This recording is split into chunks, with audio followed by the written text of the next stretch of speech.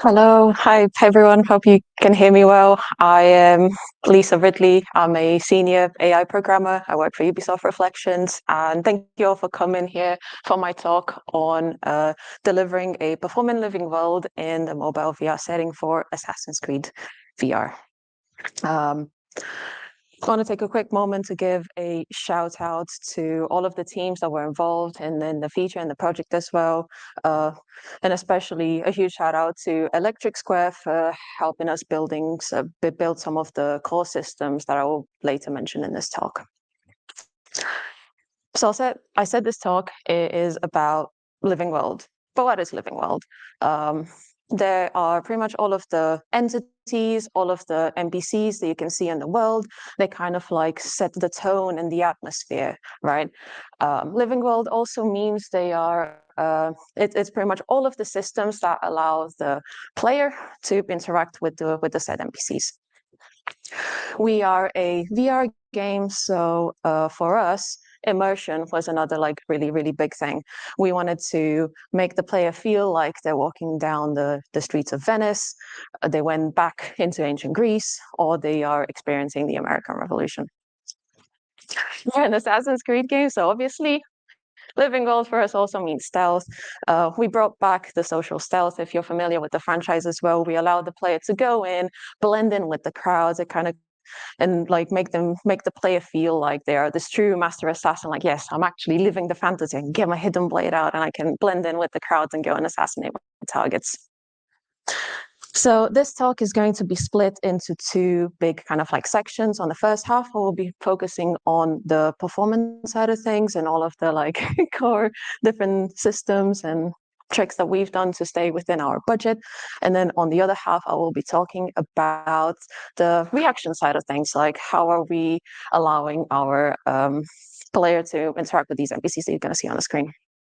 So kicking things off with the performance side of things, there's going to be a loads of numbers, so bear with me on the spec side. So I will be comparing Nexus, the living world AI, with Assassin's Creed Unity. And again, bear with me. Some of these numbers are not going to be a direct comparison. I just want to put things a little bit into perspective so you kind of get like a rough idea of the budgets and the kind of like platform limitations that we had.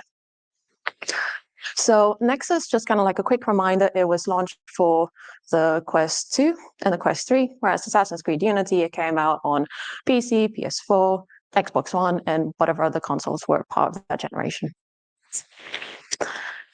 Now we're getting into the numbers. So on Nexus, we had 300 megabytes of, that was pretty much our like budget for animation, meaning living world, we're sharing all of that stuff with combat, with all of the animations from the enemies, and we're also sharing it with the cinematics as well. So we're all bundled up in this 300 megabytes. On Assassin's Creed Unity, though, they had about 230 megabytes just for their bulk budget, their civilian life in the world. On the kind of like CPU side of things, 0.75 milliseconds. That was our budget for living world. And I did mention at the start one of kind of like the core pillars for us was immersion. But we had another one on our end. We had to deal with, we had to ensure the player's comfort in VR. I don't know how many of you are have put a headset on and you've played some of the games. And once you start dropping frames, it doesn't become a really good, it's not a pleasant experience anymore. You kind of get a bit nauseous as well. And we aimed to be above kind of like 60 FPS. Like we couldn't go below that. If we go below that, we compromise the comfort of the player. So in order to stay above that 60 FPS, our budget was 12.5 milliseconds. So all of the scripts in our game, that's our budget. On Assassin's Creed Unity, however, again, couldn't find any other like direct comparable numbers on there, and but 10 milliseconds, about 10 milliseconds for their facial animations. So yeah, their pretty smiles in their game was pretty much, it was taking up all of the budget on our game. In terms of like populating the world, we could only do 10 unique models at any given time around the player, and we could allow only 7 kind of like jobs that the 7 unique jobs the NPCs could do in the world. Whereas obviously Assassin's Creed Unity, bigger scope, bigger game, bigger, more powerful console as well. 1,000 stories they wanted to tell through their kind of like environment, all of the dioramas they placed in the world, and they had about 2,000 NPCs on the screen as well. So yeah, if I painted kind of like a bit of a bleak picture, if it sounded like we were in a dire situation, we had limited resources. No, it was quite difficult for us. It wasn't great to begin with. It was quite hard. On the left-hand side, hope I said that right, you can see what the living world looked like before we added in some of our core systems. We were using occlusion system, and it didn't really work well with kind of like the layouts that we had in our level specifically. We had some really, really open levels, some of the Greek missions. There's not a lot of geometry in the way. We didn't really have opportunities for the NPCs to spawn properly. So yeah. But with the help of the bulk system, which you can see on the right-hand side, we managed to bring this ghost town into this bustly, lovely, lively living world. So many words with L. And we pretty much managed to achieve this dream of bringing in the kind of like core feel of the franchise, the AAA feel that you get from the brand from Assassin's Creed. I think we got that feel, and we got it into VR. If the bulk system sounds familiar to you, that is because it was first used in Assassin's Creed Unity. It brought to life the big crowds in that game. If you've ever played it during the French Revolution, that QR code that will get you to their GDC talk, to the YouTube video, to the free video. I won't be going too much in depth about it, but I will be covering how we adapted this whole system and how we made it work for us and how it kind of like worked with the platform that we were dealing with. And I'll also be like, don't worry, if you don't know about the bulk system, I'm going to cover all the terminologies and everything else, so we're all on the same page. So what exactly is this bulk system I keep mentioning? I really wish the previous developers just gave me a sweet and short definition I could just parrot back to you right now, but as you've seen, they've done a 40-minute talk on it instead. So the bulk system, I'd say you can think of it as so you have a list of NPCs where all of these NPCs can only do a certain behavior. And to go through kind of like some bulk terminology, behaviors are actually called shepherds. And every time you hear bulk, just think bulk means NPC, okay? So just kind of like to recap, all of the NPCs that belong to a shepherd can only do the actions that the shepherd dictates. So in our game, we had these 3 shepherds that you currently see on the screen right now. So we had the wandering shepherd, and it pretty much does what the name implies. It allows the NPCs to walk around the world. We had splines baked into our level. They will follow those splines, and they kind of gave illusion of movement. They kind of gave a bit more kind of like a dynamic feel to our levels. Then we had the smart object shepherd. Those would be all of the kind of like activities the NPCs can do in the world. So things like maybe playing a musical instrument, maybe loitering somewhere, have a broom and they're sweeping.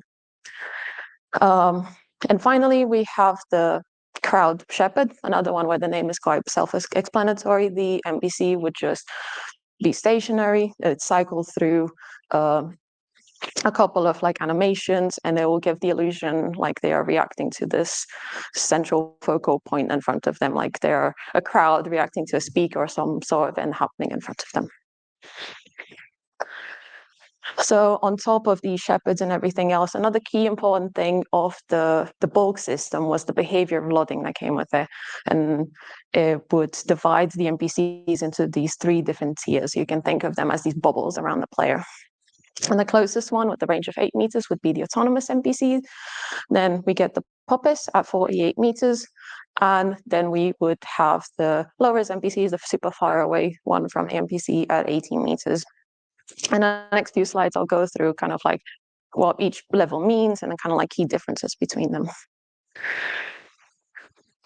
So starting off with the autonomous NPC. This would be, again, this is the closest one to the player. This is the most complex tier that we have. It is the costliest tier as well. As you can see, it has the highest quality of our visual LODs. It has really super clean animations as well. Behavior is driven by the NPC, and it has access to all of the states, all of the behaviors that we have on our end, and it can react to pretty much everything in the world. So this would be the kind of like full package. If we wanted everything that we have in the game, this would be the kind of like tier that we'd use. So it makes sense for it to be the closest one to the player. Up next, the puppet NPC. Here is where things kind of change a little bit. You'll see that we have a bit of drop in quality in terms of like the visual loading on it, as you'd expect. It's further away from us, right?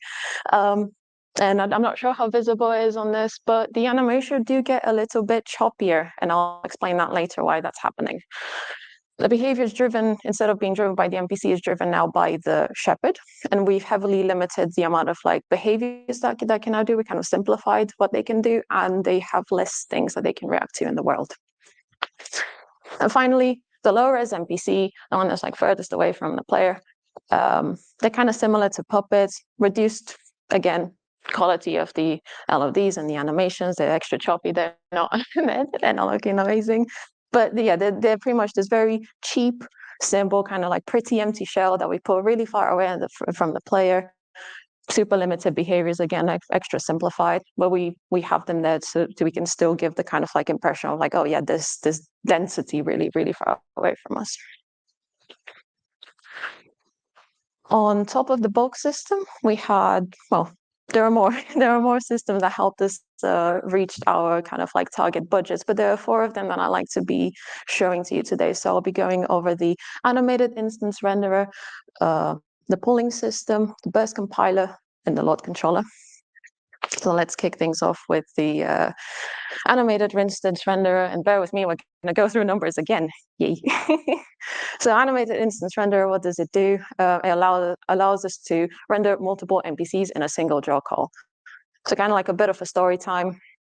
Remember when I said we needed to stay within that 60 FPS budget, don't go over 12.5 milliseconds? Well, we were going over that, obviously we did. Like in any other like development cycle, eventually you do end up overshooting your budget and you have to find ways to bring it back down.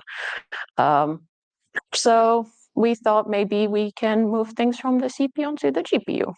What can go wrong with that, right? So we've put our animations into a texture. So you can think of now our NPCs, the puppets and the low-res, they're just glorious particles. Yeah, so we write each keyframe into a row of this texture, and you can see the texture type on the screen right now. We needed about 3 pixels per bone. Our rig had 140 bones. Multiply those numbers, we get 420 pixels for each frame of animation. Due to the nature of the file, we had to go to the nearest power of 2, which means we got about 4 kilobytes of data for 1 frame of animation. So if we increase that, we go to 1024 keyframes. We've noticed on our end the file is about 8 megabytes. And we did actually manage to stay within this file size. This is the file size we ship with as well. And the way we've done it is we kind of look at the required animations per level. We look and see what we need, and we only load those. We only load them. Kind of have this atlas. It looks ahead. It does this whole texture at runtime, and this is how we manage to stay within a more smaller, let's put it that way, file. And I did say I'll tell you later why the animations were choppier. Well, that's pretty much why. We had limited amount of keyframes that we could fit into that file. So there was this battle between performance and quality. So depending on the kind of like types of animations we'd see on the screen, we'd play with how many keyframes we'd take away from the animations. Moving on to the pooling system. People might be familiar with this, is when you kind of like keep in memory your objects. As we all know, instantiating and deleting objects, it comes with a cost attached to it. So the solution is, yeah, this, as I mentioned, you have this list, you already initialize it to your max budget. On our end, there would be 14 civilians, and then you would recycle this object, right? You take it out of the pool, you would initialize it, and then at the end of the life cycle, you would then reset everything, put it back in the pool, and it would be ready to go for its next iteration or whatever you need it for. But we had a problem, right? On our end, we had a load of NPC models, right? So if we take those 10 models, multiply that by 14, and now we have 140 models that we're just holding in memory, and they're waiting there to be recycled. And we can all appreciate that's a chunky bit of memory that maybe we can free that one up. And the way we've gone about solving this, so we take the pooling system one step forward, we had something we call templated NPCs. So we've noticed all of our NPCs are sharing the same scripts, they had the same structure. So that one's easy. It was just a case of initializing those scripts with the right data when we were doing the recycling part. But we were also doing color tinting on the fly. So our models, all our default models, they had this kind of like gray scale shade that you see right now here. So on the fly, when we got them from the pool, we picked the correct mesh as well, slap a color on top of it, and got the pool back down to 14 NPCs. So that was a very small and sweet performance victory for us. Moving on to the burst compiler. So this project was done in Unity, and I won't go super in depth about what the burst compiler is, but I'll just do the kind of like little blurb explaining what it is. So you can think of it as like this super powerful compiler that super optimizes your code, and you end up with like really good results. On our end, in order to use the burst compiler, we had to use another thing from Unity called the job system. And the job system, you can think of it as, again, Unity's way of letting you tap into multi-threading. And to use the job system, again, we had to split our script into its data. The data was separate. Then we had the system that would manipulate that data. So pretty much, again, we have the data, we have the system gets chucked into the job, slap the burst compiler on top of everything. And yeah, you get the result. We pretty much managed to cut the cost of our bulk system into half because we turned on the burst compiler. So yeah, super nice performance victory yet again. And then finally, we got the load controller, not to be mistaken with the visual load, talking about behavior loading here again. People should be familiar again with this kind of like way of controlling scripts. You can control the update frequency on them, right? You can decide whether they should update once a frame, once a second, or whatever custom frequency you have on them. On our end, we also allowed our scripts to register and register based on a certain criteria. The one that we used in our game was pretty much distance all the time. We had our NPCs that were getting sorted into these LOD buckets, we'd call, and in every LOD bucket would be like a specific distance from the NPC to the player. So depending on where you were in this LOD bucket, we'd then control the animator update frequency, and we'd control also the avoidance quality. And obviously all of your scripts could tap into these LOD buckets and do custom behavior on them as well. This wouldn't be running on our Puppet in our low res because they were doing the particle stuff before. This would be solely on the autonomous NPC, and it was mainly on the main usage for this was on like mission critical NPCs, like the VIPs that we had. We needed to always use the autonomous for them when we needed them to be the highest fidelity, but we also needed to reduce the cost of them. And it was also on enemies as well. So this is how we kind of like controlled everything. Right. Halfway through the talk, let's do a little bit of stretching before we go into the reaction side of things. So in VR, the player is not limited anymore to just the press of a button. You don't just press a key. You know exactly the type of animation that's going to play. You know exactly the like kind of like limited number of interactions because obviously you've coded all the keystrokes and everything. Yeah, no, we don't have that. Obviously in VR we wanted the player to be able to interact with everything, touch everything, grab everything, throw everything. Hands can go anywhere, feet can go anywhere. Don't ask me why we decided to do it. It's such a nightmare to deal with, but we needed these systems in place to deal with the kind of like unpredictable, chaotic behavior you players are going to do in our game. And I got here a video. I'll show you some of the like cool interactions you can do in Nexus. Hello. Greetings. Hi. Get away from me. Zeus, find this look. I'll see better.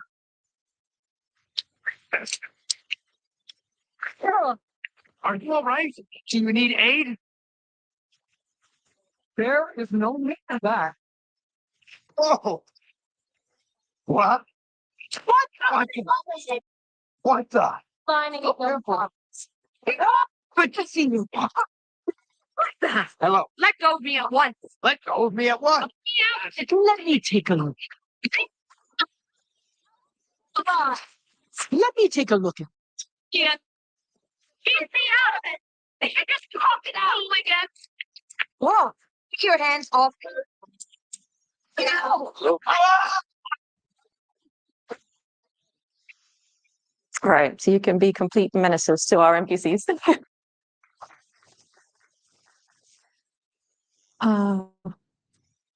So the whole magic is happening inside the system that we call the agitation system. It gives the NPC a short-term memory, and it allows them to kind of like remember the action that they've witnessed. And based on the action that they've seen, they would go up on this, what I'm going to call for now, an agitation scale. So it goes from 0 to 1. And depending on where they are on the scale, they will be able to react with the appropriate kind of like severity in the mood. This is how we kind of decide in what behavior we'll play next. So the communication between the world and the player to the NPC was done through stims. Stims would be able to tell the NPC the type of action that has happened in the world. So what have I done, me as the player? Like, have I taken my soda? Have I dropped a smoke bomb? Like, what's the context? What's happened? It would also have an agitation score. That's how much we're going to go up on that scale from 0 to 1, how severe, let's say, the action is. It also comes with a radius as well, so you can think of it as a bubble around the instigator, which is mainly, let's be honest, going to be you, the player. You're going to be messing around with our NPCs. So all of the NPCs caught within this radius, they'd be able to get the packet of information from the stem and then smacked into the agitation system, and it spits out a reaction for us. And we got a priority system in place as well. So we wanted kind of like more severe actions that you can do to be able to interrupt more minor ones. So for example, say the NPC is in the middle of greeting me, then I take my sword out, right? I want them to stop. Then they should say hi to me anymore. They should stop all of that, stop the animation, and then react to this more severe action that it's in front of them. And then we also have a cap. We kind of like use this to control how much we want to escalate a behavior by, and especially useful if the player ends up spamming actions over and over again. So we have this really fun bug in our game. The holster would be, I can't go that way, so I'll show on this side. So it would be right here. All you had to do was just press a single button that would unholster your weapon. You let go of the button, puts your sword back on your hip, right? But every time you do that, a stim would be sent, right? Oh no. And that would add agitation score. So all you had to do is just spam that a couple of times, right? You just take it in and out, and then the NPCs would just flee, right? In like a split of a second. Oh no, ghost down in front of me. But yeah, no, with the priority stuff and the cap stuff, this is how we control kind of like the spammy actions that the players can do in the world. That whole kind of like agitation scale that I've said is split into 4 different thresholds. And you can see the numbers that we use in our game as well. So we have the low agitation, where the NPC is going to be more friendly to you. They're going to be relaxed. They're going to be open to interactions. They want to, yeah, they're just going to be nice to you. We got then medium agitation. The NPCs are still friendly, but they're a bit more anxious. They're going to be more like, well, you're a bit weird, but I'll let it slide. High agitation is where the NPC gets really, really mad at you. You've definitely pissed them off. They've had enough of you. Or they will become a bit more nervous. They'll start slowly kind of like hinting that they're scared and not very comfortable in your presence.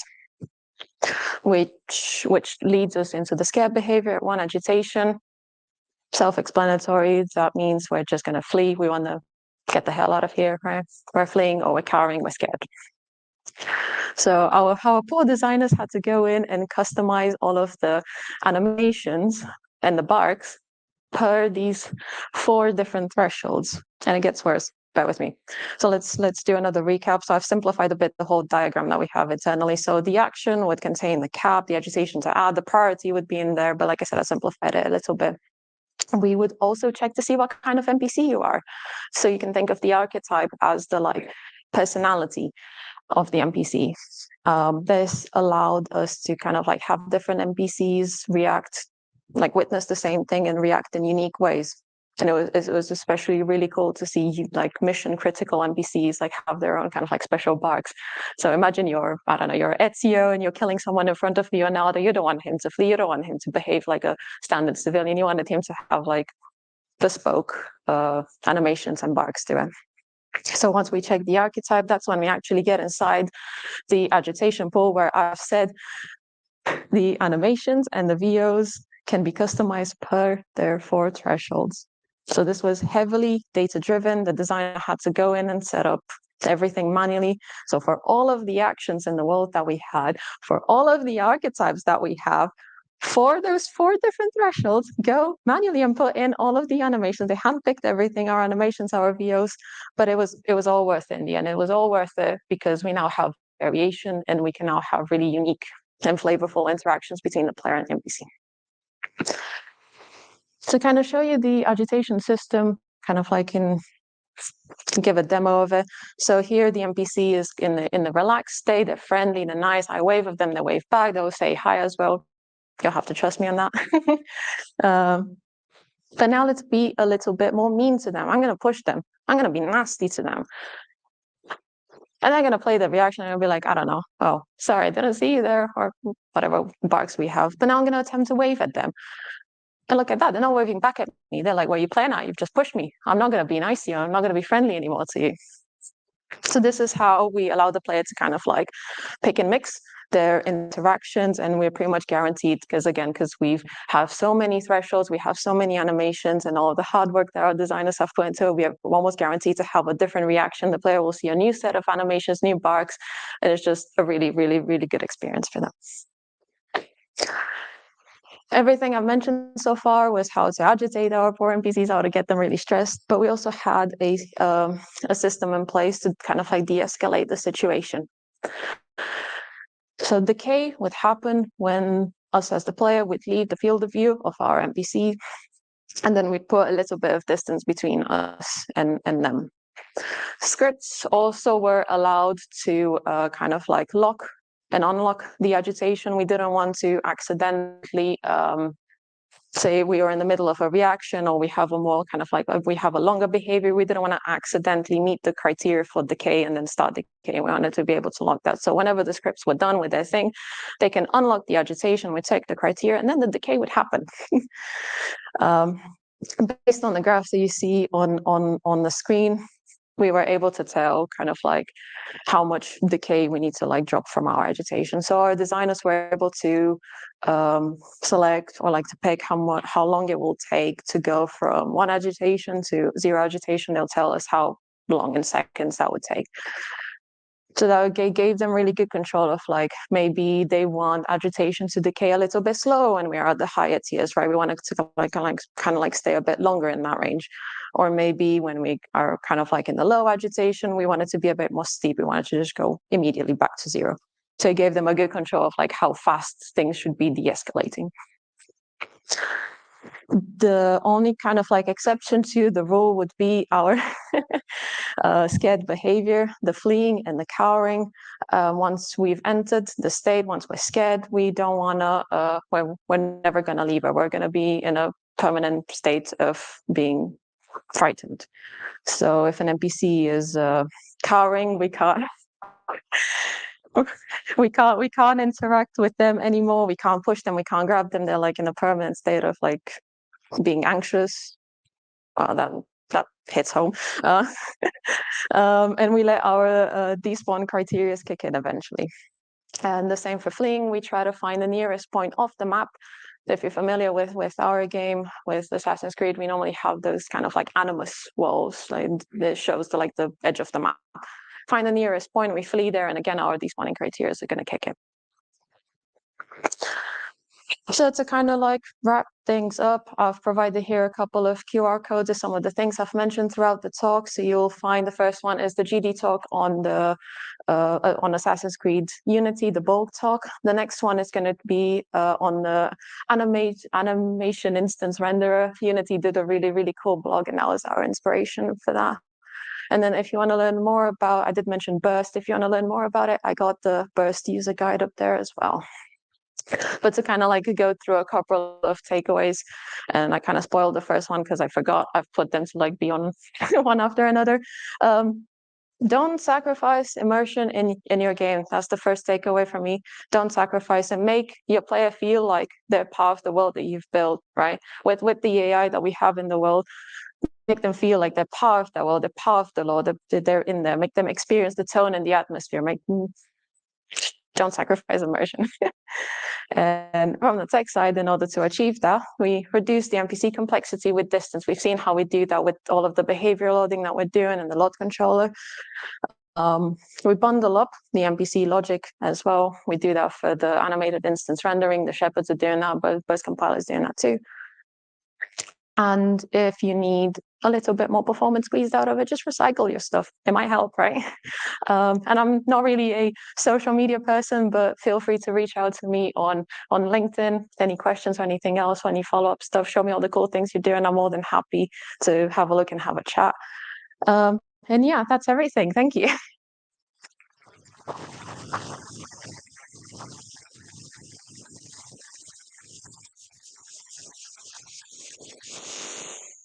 And I believe I've left ample time for Q&A, so if you have any questions.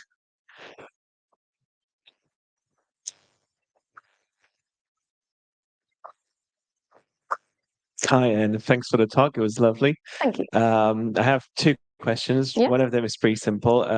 In the video, when the player was waving to the NPCs, there was this expanding white circle. Was that something to visualize stimuli going out? I think that was to do with our tutorials, and I wasn't paying attention. Oh. Yeah, I'm really sorry about that. We would to get your attention back to your hands. Every time we had a tutorial on, we'd get back kind of like a ghost control in your hand, and to kind of like grab your attention, we'd have these circles on. And I think in that mission, because it's one like the early in the game, it prompts you to do. We have something called Animus Scout. You go really high up in the sky, and then the whole level looks kind of like a dollhouse. Is really cool. But no, sorry, that's that is just our tutorial UI. Oh, I thought it was some sort of debugging tool of like, oh, the stimuli just went out. No, we did have that, but it didn't look that pretty. It was just your standard rendering spheres and stuff. We had that in, but no, I think if I remember correctly, that was our tutorial UI. All right. And my second question is about spawning the NPCs. So we talked at length about your limitations in hardware, performance, and all of that stuff. How are you deciding to spawn the NPCs? Were they like handcrafted beforehand in the level? Were they dynamically set? And then if they were dynamic, how were you making sure that you weren't spawning too many to then, ruin your performance? Yeah, no, that's fair enough. That was one of the bigger problems that we had in the level. Like we can get a decent number of NPCs on the screen, but obviously there's still a limit. We can't go over that. We had in our spawning manager, I think we were keeping track of the density. I think don't know if it was per square meter. There was definitely some number in there that would control how big the area was that we were keeping track of. And then when we did the initial spawning of things, then we'd make sure to distribute the NPCs around the level. We didn't do that for smart objects. Those are hand placed in the level. We just made sure to tell these, like, look, you can't put 50 NPCs in one place, right? You can't do that. They were quite sensible with that. They worked with us. But the Wandering Shepherd, we distributed them around the spine as well. And then the crowds, normally they were used in like really important beats in crowd assassination. So we worked hand in hand with the performance team to make sure that we get a bit more budget in our way, because the whole idea was that you're able to go in those crowds, blend with them, and it was like it was kind of like a gameplay ingredient at that point, so we needed a bit more on our end. But yeah, in terms of like dealing with congestion in the level, we just hoped that the despawning stuff would kick in. You can definitely cause a mess, but all of the stuff that we've had it implemented, they were holding up okay in our stress test. It was quite at the end of the day, it was really relieving to just go in and like throw a broom up the NPC, get my sword out, chuck a smoke bomb, try and like be as chaotic as possible. No, it was just holding up just fine. We're still able to stay within our budgets. Does that answer the question? Yes, it does. Thank you. Thank you.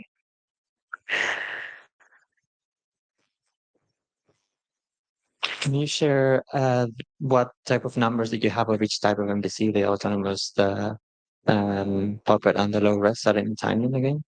Sorry, was the question, do I know the numbers of like how many autonomous we had, how many puppets we had, how many low res we had? Okay.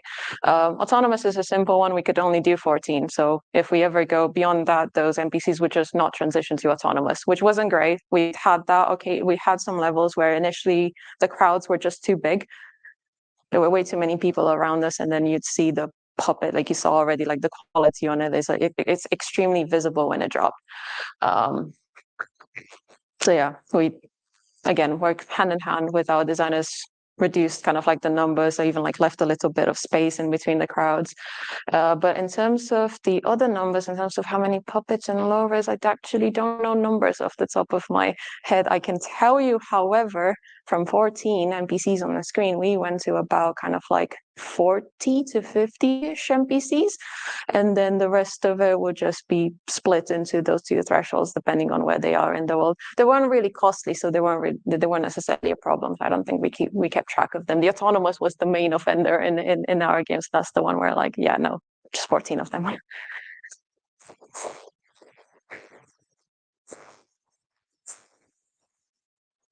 Hi, thanks for the talk. Thank you. You mentioned that agitation will start decaying when the player would get out of the NPC field of view. Was that just a distance check, or was it more involved? Did it involve blockers, walls, and stuff? No, it was really simple like that. It was genuinely just as long as you are not in front of the NPC, they can't see you. And then the distance check was pretty much because, as you saw in some of the example videos, there's literally nothing stopping you just going and chasing the NPC, right? And we kind of like wanted to make it look like you're chasing them, they're running away from you, and a bit of a spooky scenario. No, it's just simple as that, just distance check in the FOV.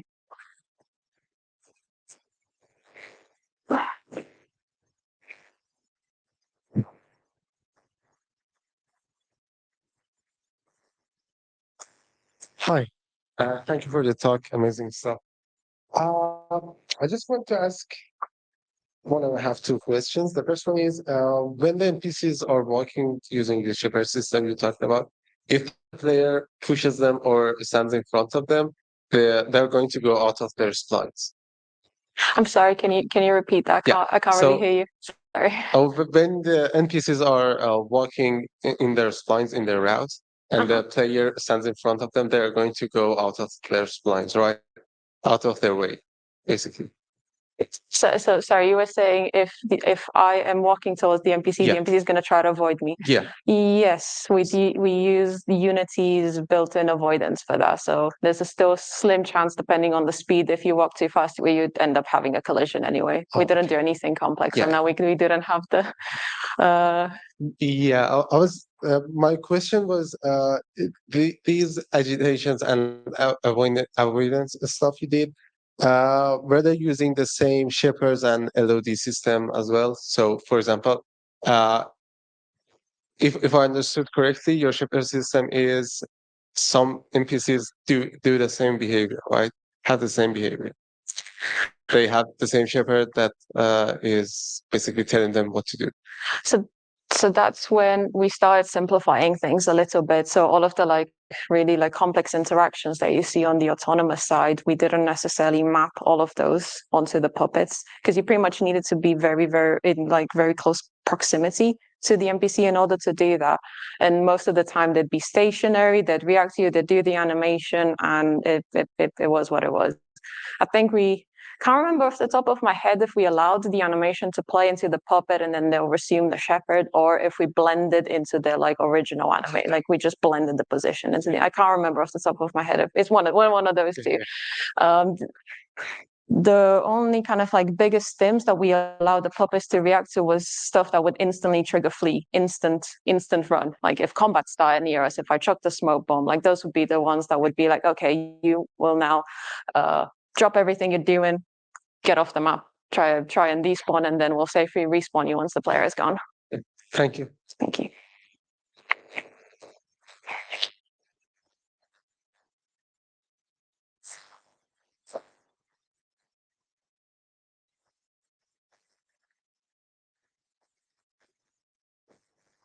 Thank you. Another quick question, I think. Did you have any sort of automated testing to figure out if your the NPC specifically, let's say you would have the computer go randomly through the map or something and then check performance automatically, like I don't know, an artist checks something new in and all of a sudden, the normal performance in this area dropped by 20%. Yeah, no, we did have something like that actually. We split the maps into sectors, and then we'd have the player being automatically moved to those sectors, and it would do a slow 360. And then we check to see if we dropped performance or not. We'd like keep track of the memory, the frames and everything else. And then at the end, we'd have like a clear snapshot of the level. And that's how we kind of communicated with, we had a team, we called it the living world placement, the people who like hand placed all of the NPCs in the world, with the art team as well. That's when we had a specialized performance team that go into those teams and be like, look, we're dropping frames here, fix it. But yeah, no, we had tools in place for that, yes. Gotcha, thanks. Thank you.